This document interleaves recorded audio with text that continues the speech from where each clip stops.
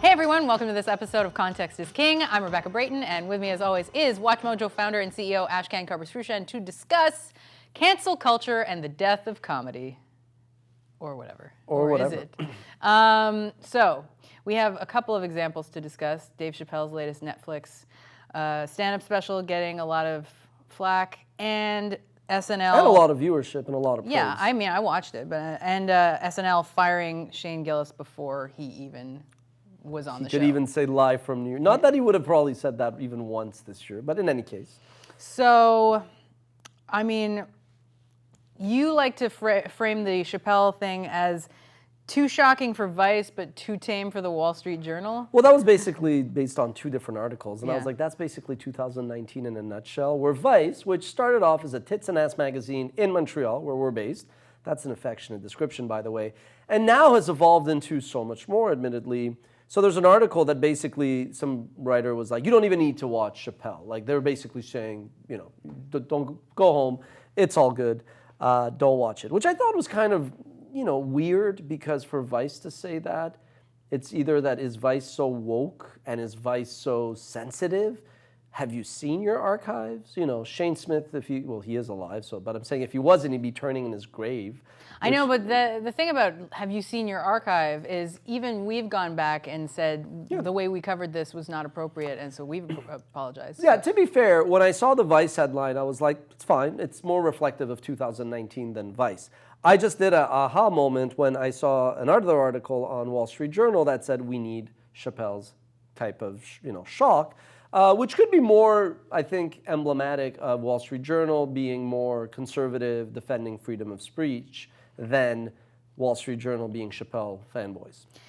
I also saw an article in the Wall Street Journal titled, Dave Chappelle is stuck in the 80s.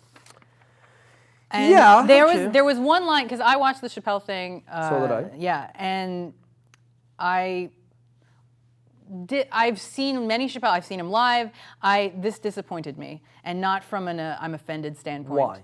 It just wasn't that funny, and it wasn't as insightful as I'm used to him being. And there was a line in the Wall Street Journal one, the one where he's stuck in the 80s, that resonated with me was the first was that his comedy has lost something. The flourishes are still there, but less frequent. The observations are still amusing, but less reliably insightful. Mr. Chappelle has made a career out of pushing the envelope, but his Michael Jackson pedophile bits aren't edgy, they're just icky. Okay, so I have a big issue with who decides what is funny and who decides what is acceptable or not. You can argue that Chappelle isn't as funny as he was. You can also argue that being older, he's crankier, he's less raw, he's less hungry, whatever. What I liked about the Chappelle show, and I grew up watching SNL. I did not really watch Chappelle's show. I've seen a lot of Chappelle's material. I probably never thought he was the big genius that everybody thought, to the extent where he was like Jesus Christ, although he was obviously very smart, very funny, super successful, and like brilliant and all that.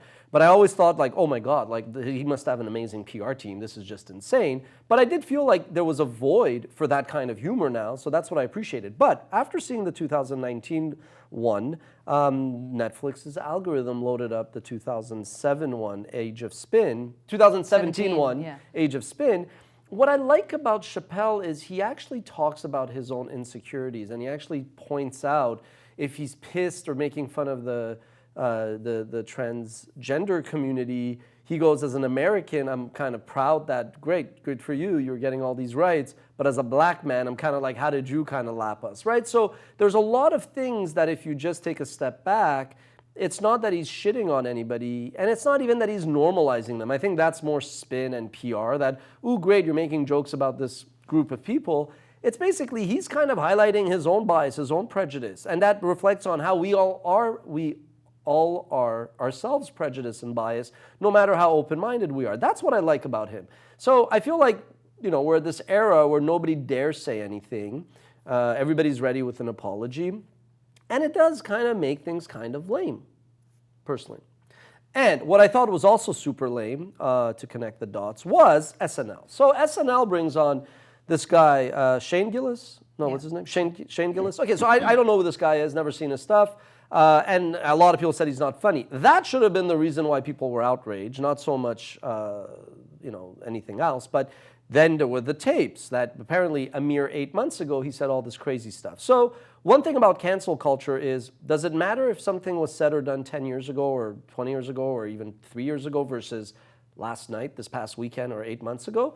I think to some extent, yeah, because that's the context, although some things are not forgivable. 8 months ago, this it was still- already yeah. in the works. No, so- my point is you rape somebody, whether it's a year Yeah. ago or 20 years ago, it's rape, it's illegal. But if you make a joke 10 years ago, you should put it into context versus now. I think that's where I'm going with this. But the thing that I thought was kind of really lame was not that they... Okay, so then these tapes came out where he was saying essentially racist things. Now, Well, came out. It was a It was- podcast. yeah, it was a wasn't podcast. like it was hidden. Yeah. It wasn't like it was like people dug it up. It was just out there. so two things. One, for SNL to have hired this guy, these were not even funny. They were just racist, stupid, immature, juvenile, whatever. But that brings up point one, which is comedy is a high-risk, high-reward endeavor. If you could nail the tone, if you could deliver the line, and if you could do it in a smart way, which I think net Chappelle has been able to Yes. do, then it's funny. Then you may disagree with it, then vote with your remote control or wallet, don't watch it, but don't be like Which nobody Chappelle could... tells you to do. That's it, Yeah. but instead of saying like you can't watch it, which I think is where I'm like, no, you know what, off. I will watch what I want, no thank you. But two, if you fail and you try to go there with race, with gender, with sexual orientation, with whatever, then it's like, no, you're either insensitive, racist, or what is the worst insult to a comedian, not funny. Shane Gillis to me was not funny, although I didn't see enough Well, of his he work. wasn't doing anything insightful. Like I Yeah. think insight, trying to put words to something that other people think but can't verbalize, is comedy. And Yeah. he didn't do that at all. He was just spouting like, Racist nonsense. I'm not even- yeah. But the Not even part, just racist. But the part that is lame is Lorne Michaels, fellow Canadian. Now, I respect Lorne Michaels, as many people do. The man is an institution. Now, he probably had never seen Shane Gillis. I'm sure he still couldn't pinpoint Shane Gillis. If you had like 6 black dudes, an Asian guy, and Shane Gillis, he would still be in the dark of who Shane Gillis is. But the point I'm making is, Saturday Night Live came out with the most lame corporate bullshit line about how their vetting standards were not met. Bull shit. SNL probably does not have vetting standards. It's guys, let me explain. They basically, like, who goes on, it's like, you know, network of friends who like the comedy circuit, who's a talented writer. There's definitely a system to determine if somebody should go on. well, But they hired him to kind of fill a conservative void. Okay, we're gonna get to getting that in there, a we're second. sorry. But my point is this notion that you vet, I mean, historically, it's a comedian. Imagine if every comedian, you could not possibly vet them. What I would have liked Lorne Michael to say, I'm not shitting on Lorne Michael or SNL here.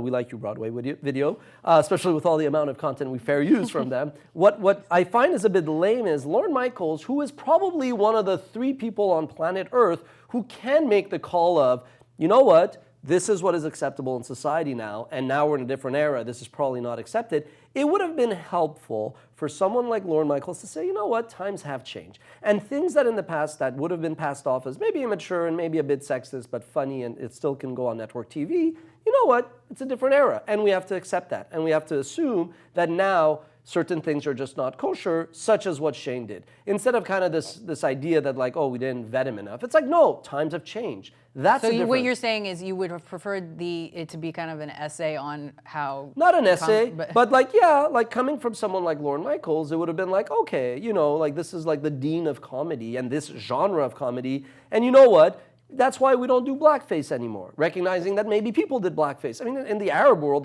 the comedians still all do blackface, and the younger, so I read, I mean, I don't understand Arabic, and it's like that's something that they're pushing back. Same thing with jokes against women and jokes against, you know, gays and all that. Like there's things that we as a society have to accept that were maybe accepted or fine or even funny that at this point we don't really want to kind of, you know, partake in. So I felt it was more of a missed opportunity and a lame PR answer. Okay. Personally, that's my 2 cents. And then, of course, Rob But you don't, Schneider. do you agree with the move of firing him? I think they should have never hired him in the first place. And now it came out a few days later that they brought him out to appeal to conservatives, which is, again, just the state of 2019. You know, like, whatever. And you can't always believe. Like, somebody may leak something, maybe, you know, like, but were they, like, are conservatives really going to start to tune in droves to SNL? I mean, is Huckabee sitting there putting on NBC to watch? You know what I mean?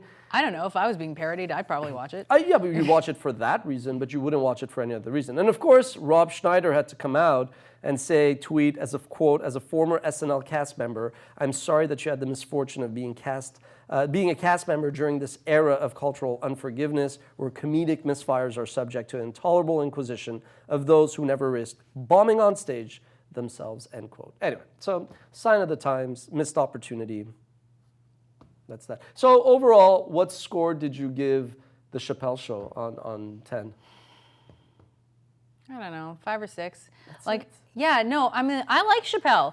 I think Chappelle's show had some really insightful, there's that word again, skits, and I think he's had some really good bits. There was so many. His line about every able-bodied black dude going out there and registering for a gun, these are funny. I think the problem was there were some people that ultimately don't like that he still drops the N-word. I mean, he drops the N-word so many times, I get uncomfortable, and I don't know why, just listening to it. I didn't think he was making actually even fun of the transgender community. He wasn't even naming them. I found it so tame. Maybe the expectations were set for him to be telling off, This is my fault. You were like, oh, it's so, I was like, okay, let me watch this, let me clean. It was tame. It was tame. That's the problem. I wasn't offended by it, to be clear. I just didn't think it was that good. All right, we can agree to disagree, which is the point of humor, or exactly. at least as it was intended. And I watch it. I think you should watch it. That's why I told him to watch it. So anyway, what do you think? Do you think that everybody should watch the Dave Chappelle thing and then disagree? I think so, but anyway, let us know in the comments, and we'll see you next time.